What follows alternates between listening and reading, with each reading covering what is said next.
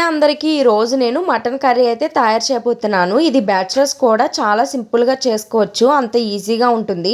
Onion పచ్చిమిర్చి బాగా fry అవుతుండగా మనం ముందుగా కట్ చేసి పెట్టుకున్న టమాటాలు కూడా ఇందులో వేసుకోండి. నేనైతే ముందుగానే మటన్ అయితే కుట్టి ఉడకబెట్టుకున్నాను. ఇలా ఉడకబెట్టడం వల్ల మటన్ కర్రీ అనేది కుక్కర్లో వండిన దానికన్నా ఇలా సపరేట్గా వండితే టేస్ట్ అనేది చాలా బాగుంటుంది. తర్వాత నేను అల్లం వెల్లుల్లి జీలకర్ర ధనియాలు పేస్ట్ చేసి పక్కన పెట్టుకున్నాను.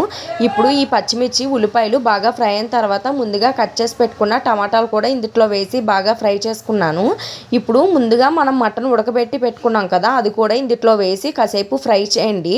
ముందుగా పేస్ట్ చేసుకున్న అల్లం వెల్లుల్లి పేస్ట్ ఇందులో వేసుకోండి. మీకు ఎంత కావాలంటే అంత వేసుకోండి. ఇంతకు మించి నేనైతే ఏ పౌడర్లు ఏమీ వేయను, మటన్ మసాలా అలాంటివి ఏమీ వేయను. సింపుల్గా చెప్తున్నాను, టేస్ట్ కూడా చాలా బాగుంటుంది.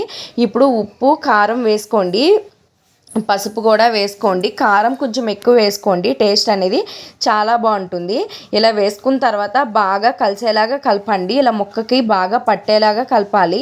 అల్లం వెల్లుల్లి పేస్ట్ వేసిన తర్వాత పచ్చి వాసన అనేది పోవాలి, లేదంటే కూర అయిన తర్వాత మీరు తిన్నప్పుడు పచ్చి వాసన అనేది మీకు వస్తుంది.